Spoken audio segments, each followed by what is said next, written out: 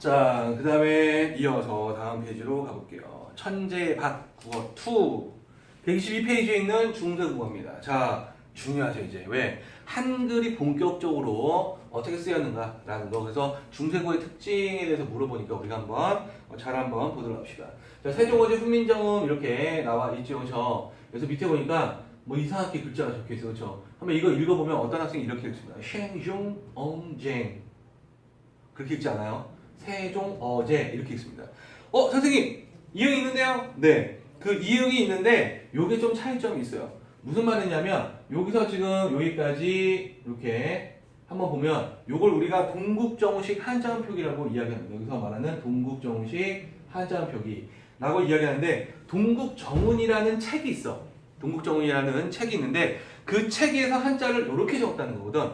그러니까 무슨 말이냐면 동국정운이라는 이 책에서 어떻게 이야기하냐면 중국어를 적거나 우리말 적을 때 중국어를 적을 때 초성, 중성, 종성을 모두 표기해라. 즉 종성이 없어도 종성을 만들어라 라는 겁니다. 그래서 종성에 아무것도 없어요 라는 걸 만들기 위해서 사용한 글자가 이응이에요. 이응이라는 글자는 보면 여기서 보면은 여기에 이응이 이렇게 있습니다. 그 다음에 여기 종은요 예디응이고 이응이고 이응이에요. 자, 지금 차이점이 보이나요? 즉 위에 꼭지가 없는 게 있고 꼭지가 있는 게 있어요. 그렇죠? 이걸 우리가 예디응이라고 하는데 이 이응은요 공이에요. 공. 아무것도 없다. 그러니까 현대국어에 초성의 이응 있지. 그거라고 생각하시면 좀 이해가 쉬울 거예요. 그러니까 이거는 아무것도 없는 거다라는 의미야. 이해됐어요? 그래서 읽을 때 세, 종, 어, 죄라고 있는 거야. 이해됐죠? 그리고 엄밀하게 이야기해서 이 쉐는요 그 이중법이기 때문에 셔이, 셔이종, 셔이종, 어, 셔이. 이해됩니까? 오케이? 이렇게 읽었을 것으로 우리가 추정을 해요. 그래서 소리값이 있는 것만 예딩으로 이렇게 적었다라는 거. 이해됐죠? 동국정시 한자음 표기 모두 다 적어라. 그래서 이 밑에 있는 거는 없는 거다.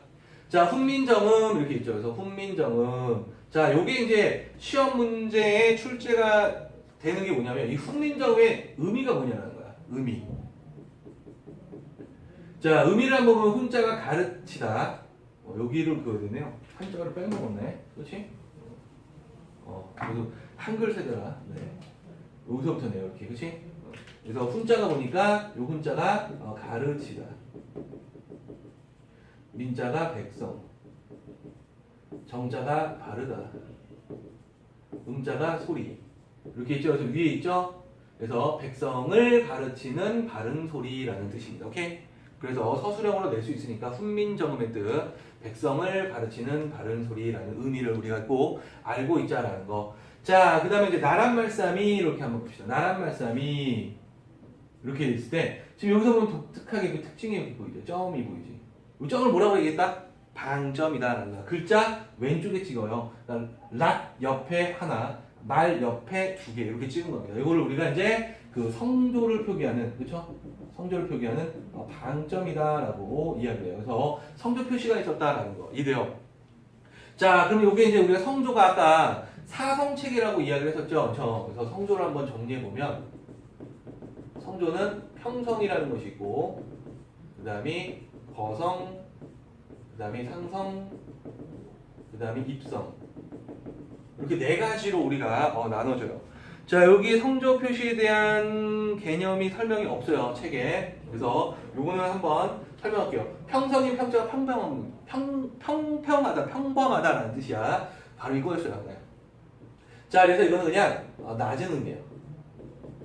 그냥 낮은, 평범하게 되는 낮은. 그래서 제일 많이 쓰이기 때문에 점이 없어요.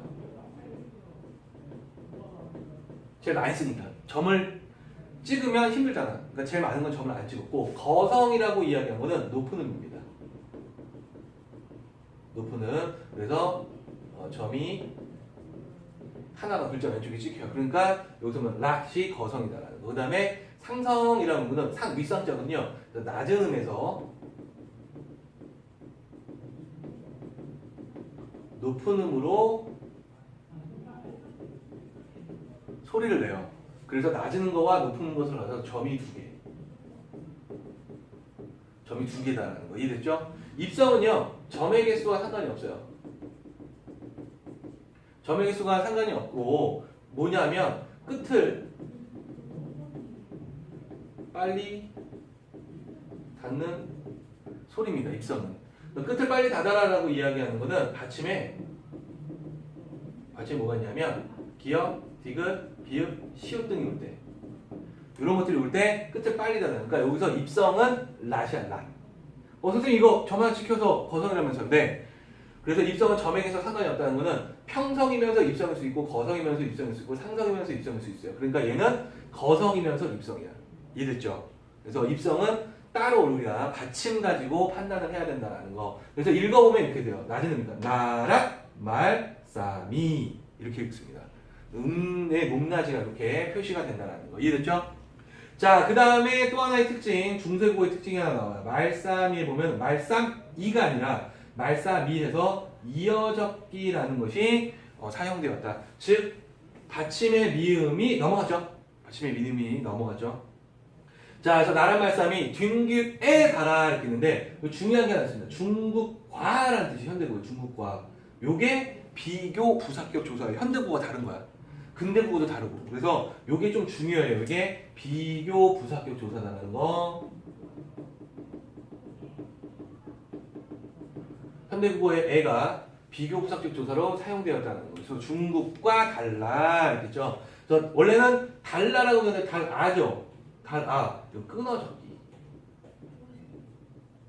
끊어적기를 우리가 볼 수가 있어요. 왜냐면 넘어가야 되는데 안 넘어가잖아. 달아라고 적었는데 그렇게 안 적었지. 또 하나가 뭐냐면 여기 보면 리을 이렇게 이응 있죠. 그래서 다르다라는 거 이제 우리가 활용하는 거지. 어미가 변하는 현상인데 활용을 리을 이응형으로 했다 해서 리을 이응형 활용. 리을 이응형 활용이라고 해요. 현대국어는 뭐야? 달라지. 현대국어는 그래서 리을형 활용. 리을형 활용. 이해됐죠? 얘는 리을 이응형 활용.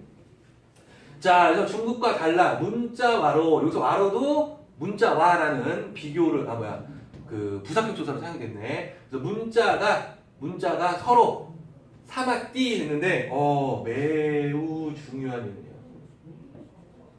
매우 중요한 예문. 여기서 이 시옷 때문에 매우 중요합니다. 자, 왜 중요하냐면 얘가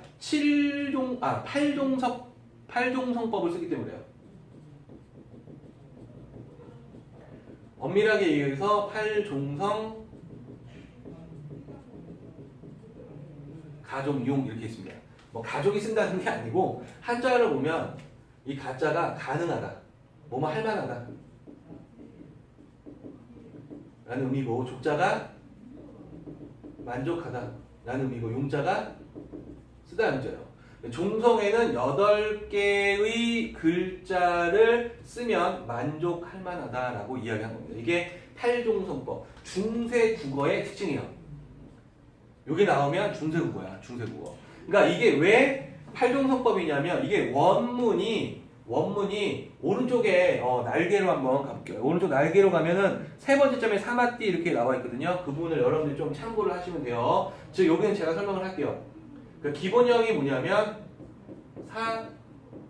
사마따예요. 사마따가 기본형이기 때문에 원래는 사마띠로 적어야 돼. 사마띠로 적어야 돼.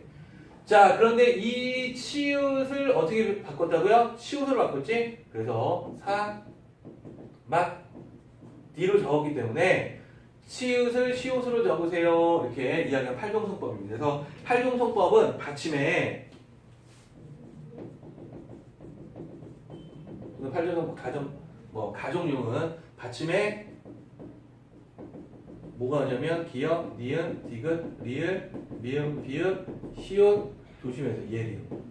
그래서 이렇게 높이 표시를 하셔야 됩니다. 요거 가지고 많이 틀려요.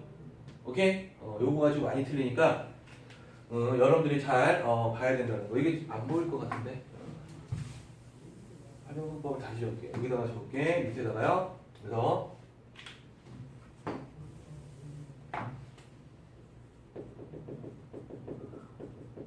활용법은 기역, 니은, 디귿, 리을, 미음, 비읍, 시옷 이렇게 예리음 이렇게 적어야 돼요. 요게 받침에다 적으라는 겁니다. 그러니까 치읓을 시옷으로 바꿔 적으세요라는 거야. 이게 우리가 표음적 표기법이라고 그래요. 소리가 낮은 대로 받침을 한 거. 이해되죠? 무슨 말인지? 자, 이거 매우 중요합니다. 팔명문법.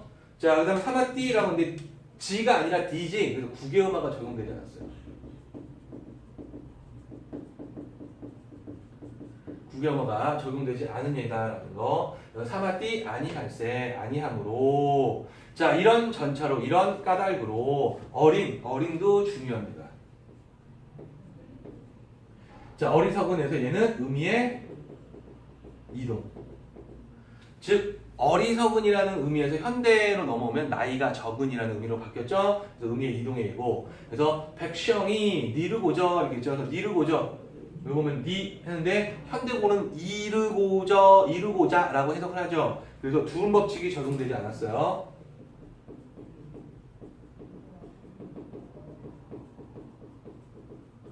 두음법칙 적용되지 않았다. 현대고는 두음법칙 적용합니다. 여자가 아니라 여자. 이용으로 바뀌게 되는데 안 바뀐 거예요. 그렇죠? 그래서 어리석은 백성이 말하고자 홀베이쇼로 또 중요하잖아.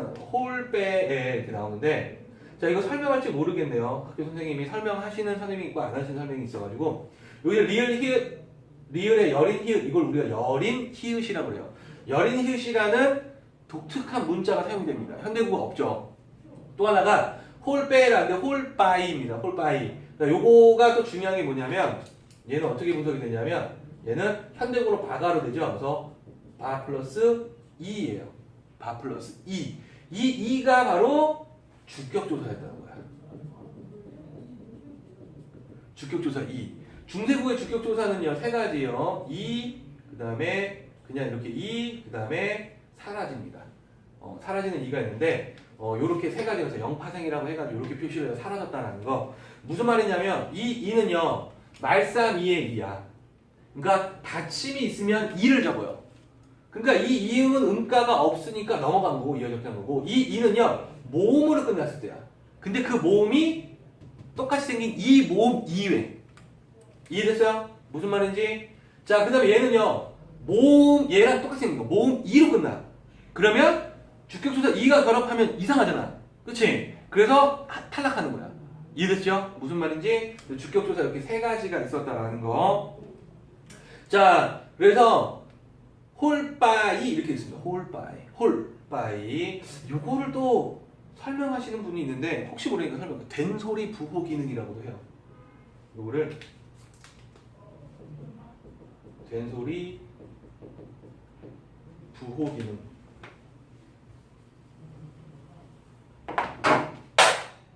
떨어졌습니다. 무슨 말이냐면 뒤에 있는 배를 바이를 빠이라고 하죠. 홀바이. 이해됐어요? 현대를 부르면 홀배가 되는 거고 중대를 부르면 홀바이가 되는데 뒤에 있는 비읍을 된소리를 하는 거거든. 그걸 표시를 예로 했다라고 우리가 추정을 하는 거야. 이해되죠? 그래서 설명하는 선생님이 있고 설명 안 하시는 선생님들이 있어요. 그래서 혹시 모르니까 설명을 해놓은 겁니다. 그래서 하는 바가 있어도 마침내 저희 자기의 뜻을 겠죠. 뜻을. 자, 여기에 또 하나 중요한 게 뭐냐면 비읍 뭡니까? 어두자음을 썼어요. 어두자음. 비읍계 합병병사를 사용했습니다. 그렇죠? 그래서 뜻을 그 다음에 이어적기죠? 이해돼요? 자, 뜻을 싫어 능히 펴지라고 하는데 펴디지. 그렇죠? 그래서 구개음화가 적용되지 않았다는 거. 그래서 못할 여기 지금 보면 요 여린 히읗 또 사용이 돼요. 못할. 근데 할이 아니라 못할 하고 끊으라는 거든. 이것도 지금 보면은 이영보래라고 이야기해가지고 그게 있는데 이영보래 끊어 읽으라고 이야기를 하는 겁니다. 학교 선생님이 혹시 설명하시면 잘 들으세요. 이영보래 안 나오는 학교가 너무 많아가지고. 자, 놈이 또 중요한 게 있어. 이놈 하면 놈은 현대국어에서 뭐예요? 낮잡아 이르는 말이지. 남자를. 그쵸? 근데 여기서 놈은요 사람 전체야. 그래서 이거는 지금 의미의 축소예요. 의미의 축소.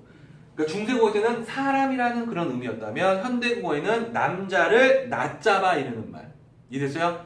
남자를 낮잡아 이르는 말. 쓰고 싶은데 칸이 너무 없어. 제가 지금 부르니까 잘 적어놓으세요. 막 여백에다 막 이렇게 적어놓으라는 얘기야. 그래서 한이라 많으니라 이렇게 있어요. 이해됐어요? 자, 네. 이거 중요한 겁니다. 네라는 게. 책에서 쓰는데 내가 이를 위하여 어여삐 여겨 새로 28줄을 맹가논이라는 거야. 야, 이 훈민정음이라는 글자를 내가 만들었어 라고 이야기할 수 있는 사람은 딱 한 명밖에 없어요. 세종. 왜? 신하가 만들어서 제가 이거 내가 만들었습니다 라고 못하잖아. 제가 만들었습니다. 근데 내라고 딱 하는 거는 세종밖에 못 써요. 그래서 그래서 세종대왕 혼자서 만들었구나 라고 판단하는 근거가 이거야. 이해됐죠? 내가 이를 위해, 여기서 지금 보니까 동국정을 찾자는 표기부터 보이죠? 위하야인데, 그죠? 어여삐라는 것도 중요하죠. 왜? 의미의 이동. 불쌍히, 내 현대구에는 예쁘게, 어여쁘게, 이렇게 해서 의미의 이동. 이것도 별표 쳐놔야 되겠네요. 노미도, 그치? 어여삐 여겨. 두음 법칙이 적용되지 않았다는 거.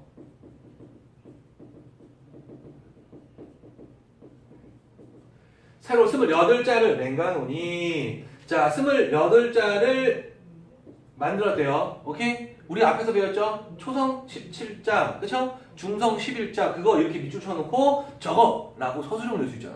그치? 초성 17자와 그 다음에 중성 11자.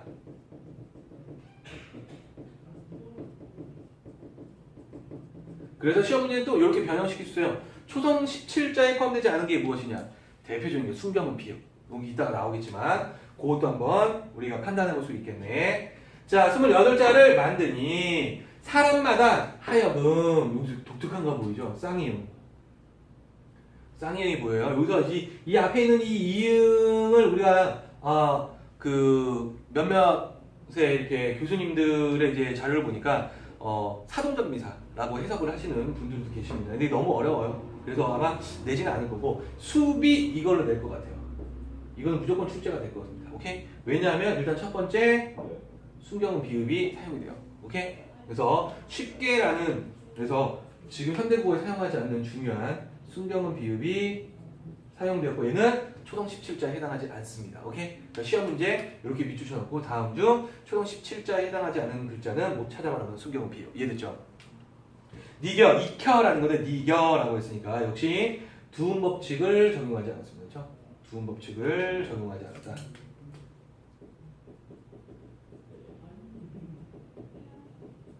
그래서 날로 매일 수매 정말 중요한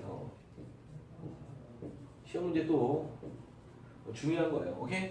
수매 이렇게 되는데 자 수매는요 뭐냐면 분석을 해보면 쓰다거든. 씀에라는 거 현대국어 그러니까 이거를 쓰다 라고 적었을 거고 거기에 옹음 그 다음에 애가 이렇게 결합을 했을 것이다 라는 거거든. 왜냐면 현대국어를 기준으로 봐요. 그러니까 쓰다에 붙었지. 씀에라고 해서 이 현대국어의 미음에 해당하는 것이 옴음이었을 것이다 라고 보는 거야. 그럼 얘가 뭐냐면 명사형어음이에요.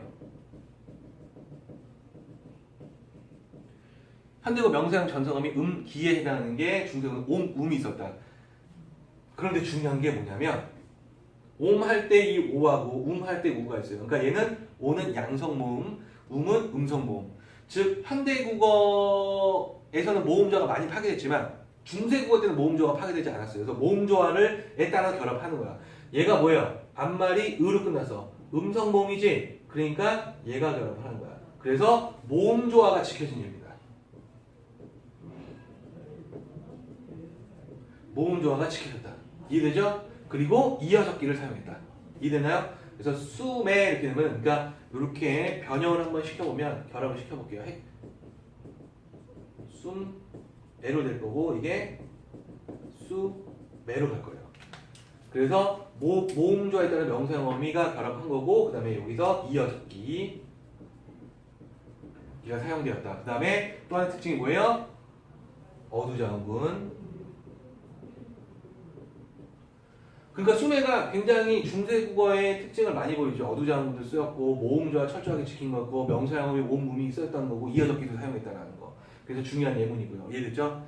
그래서 날로 수매 편하게 하고자 할 따람이니라 이렇게 이야기를 하면서 마무리를 하고 있습니다. 여기서 시옷기의 합용병사 역시 보이네요. 그렇죠? 여기서 설명이 없어요. 합용병사라는 거에 대한 또 설명이 없네. 얘는 각자병서고 얘는 합용병사인데 그거에 대한 또 설명이 여기에 없네요. 참 그것도 일단 오른쪽 걸 먼저 한번 살펴보고 없으면은 합용병서를 조금 한번 설명을 하고 마무리를 한번 해볼게요. 자, 일단은 현대어 풀이는 이렇게 되어 있죠. 그래서 이 현대어 풀이를 통해서 제가 또 하나 설명을 할 겁니다. 뭐냐면 요게 이렇게 중간중간에 보면 뭐가 있냐면 애민정신, 뭐 창조정신, 실용정신, 뭐 자주정신 이런 거 보여요? 자, 이거는 여기 복잡하니까 제가 여기로 설명을 할게요. 현대어 풀이로. 일단 지우고 올라가 보도록 하겠습니다.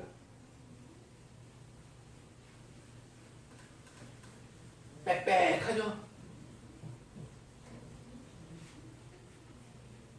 그러니까 여기 뭐 어두장군에 대한 설명, 팔종성법에 대한 설명, 그 다음에 뭐 의미의 이동, 성조 이런 것들에 대해서 이렇게 옆에다가 조금만 더 자세하게 친절히 설명을 해줬으면 참 더 좋았을 텐데 여러분들 필기를 덜 하고 좋았을 텐데 그러지를 못하고 있네요. 그래서 굉장히 복잡하게 지금 적고 있어요.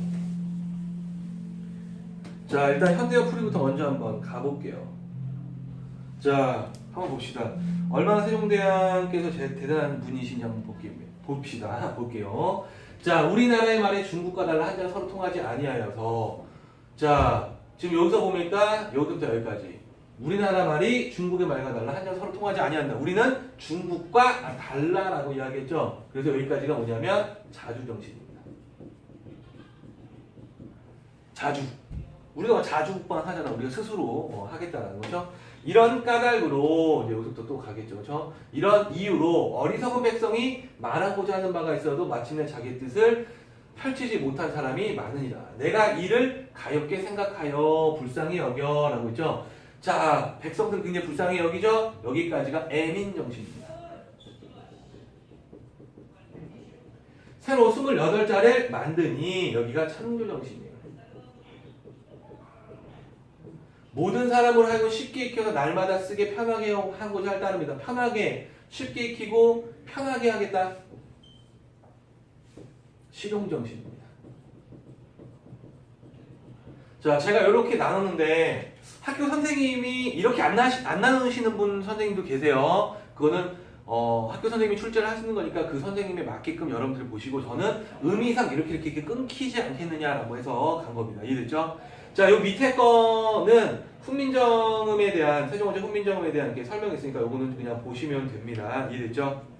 그래서 여기 말하는 그 창제정신은 지금 방금 설명했으니까 요것도 중요하니까 별표시 하나 이렇게 치고 한번 가보도록 할게요. 자, 그 다음에 맨 밑에 보면 중세국어 고려부터 임진왜란이라는 부분이 이렇게 나와 있는데 굉장히 무서운 글자가 하나 보입니다. 그렇죠?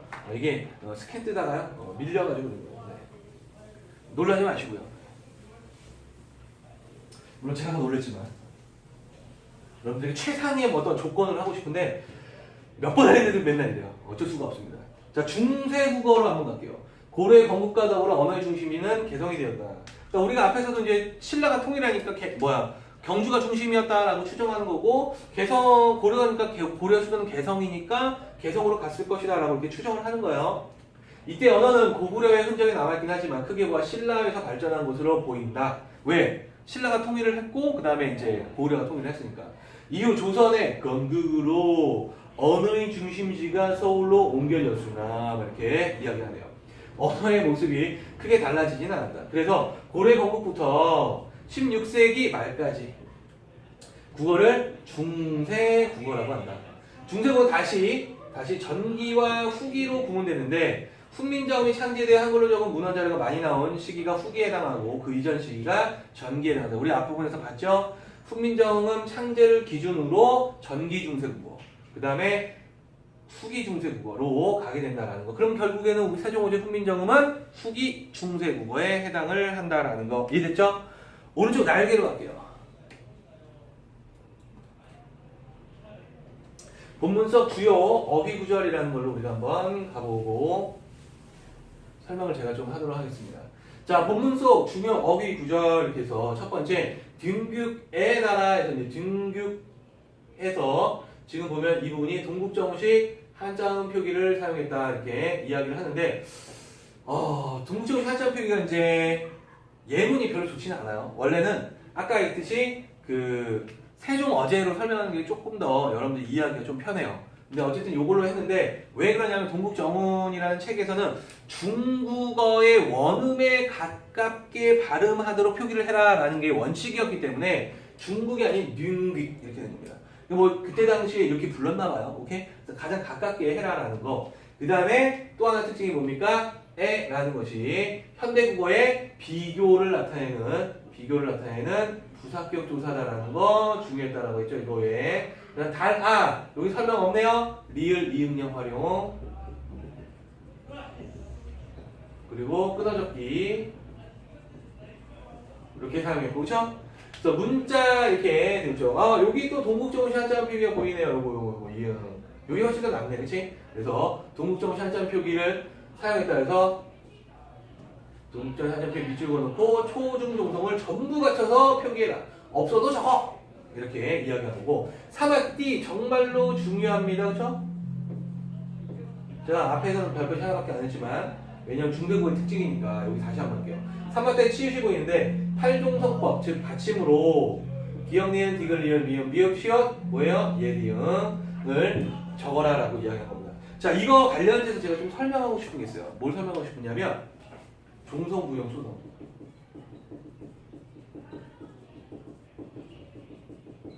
제가 앞부분에서 조금 간략하게 설명을 했는데 이거 연결이 된다고 팔종성법하고 세종대왕께서 만들 때는 종성, 부용, 초성이었어요.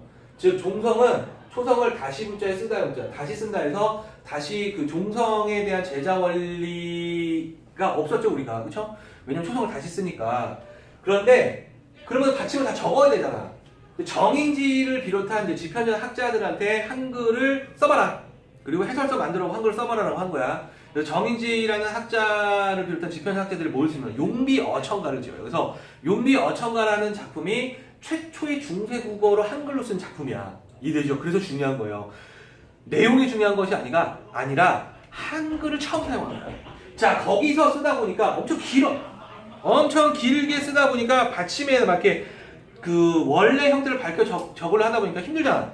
정인지가 살짝 바꾼 것 같아요. 그래서 야, 받침에 8개만 쓰면 읽어도 이렇게 의미상 크게 문제 없을 것 같아 라고 해가지고 팔종성 가정용이라는 걸 해설서에 슬쩍 집어넣은 거야. 이해됐죠? 오케이? 세종대왕은 종성, 부용, 초성 지편의 학자들이 그 팔종성법을 만든 겁니다. 그래서 그게 쭉 이어져 오다가 다시 현대로 와서는 종성, 부용, 초성을 따르게 되는 거예요. 이해됐죠? 자, 그럼 뜨들로 한번 봅시다. 뜨들에 가면 요게 이제 뭐예요? 어두 장군을 썼다라는 거. 자, 그 다음에 받침의 디귿이 넘어갔죠? 그래서 이어적기를 사용했다라는 거. 자, 수비라는 거 매우 중요합니다. 그렇죠? 수비. 왜 중요해요? 바로 순경은 비읍. 이 이름을 잘 모를 수도 있으니까 이게 이제 순경은 비읍 이렇게 읽어요. 그러니까 입술 가벼운 소리입니다. v에 해당해요. v 발음에. 자, 사용되었다라는 거. 그래서 중대부는 이거 이외에도 이런 것들 아까 봤듯이 여린 히읗, 그 다음에 반치음, 그 다음에 예디음, 그 다음에 아래약. 요거는 적을게요. 제가 요거를 뭐라고 또 여린 히읗. 히응이라고 하는 수 있는데 히읗은 여기 초성하고 받침에 이렇게 적어놔요. 음가를 이렇게. 그래서 받침도 히읗이고 요거를 우리가 이제 절반 맞춰서 반치음. 그 다음에 이걸 우리가 옛날에 썼다 해서 옛, 이응 이거를 우리가 글자 아래 적어서 아래, 이렇게 이야기를 해요. 이해됐죠? 이런 것들이 사용되었다는 거. 제가 여기서는 지금 그 말이 없죠. 하병병서, 각자병서, 그쵸? 그거 제가 앞부분에 설명을 했잖아요. 그쵸? 그래서 여기서 보면 이 비읍 디귿 요게 이제 하병병서에 해당하는 거고 아까 제가 여기서 말싸미에서 싸는 각자병서에 해당한다라는 거 설명했으니까 따로 정리할 필요는 없어요. 따로 정리하려고 생각해봤더니 앞에서 설명을 했네 이미. 그쵸? 그래서 여기는 그게 없네요. 그쵸? 자, 그렇게 해서 그 중요한 문법적인 거 봤고 그 다음에 또 하나 이제 의미변화라는 게 있어요. 의미변화. 요거까지 하고 마무리를 좀 할게요. 많은 학생들이 왜 휴지 가지고 지우냐고 이렇게 물어보는데 휴지로 지우면 잘 지워져서 깨끗하게 잘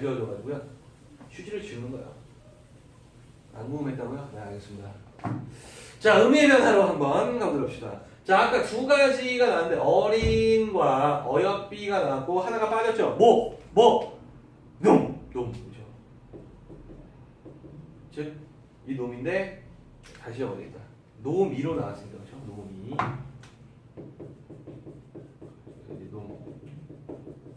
이렇게 되니까. 자, 그래서 어린은 어리석은이라는 뜻에서 나이가 적은이라서 의미의 이동. 어여삐도 불쌍하게 해서 예쁘게니까 의미의 이동. 자, 놈이는 사람에서 사람을 의미하는 말에서 뭘로 바뀌었어요? 남자를 낮잡아 이르는 말 이런 걸로 바뀌었기 때문에 얘는 뭐가 됩니까? 의미의 소를 적고 싶었어요. 서가 아니라 축소. 그래서 의미의 축소. 이해됐습니까? 오케이? 그래서 의미 변화가 이동과 축소가 세종어지 훈민정음에 나와 있었다는 거. 자, 여기까지가 세종어지 훈민정음과 관련된 내용을 제가 설명을 했어요. 빠진 것들도 조금 있어요. 그러니까 원수모모가 뭐 일어나지 않았다, 뭐 이런 것들 이랬었는데 일단 이 책에서는 그런 것들이 없어가지고요. 필요 없는 것들은 조금 뺐습니다. 자, 여기까지가 122페이지였습니다.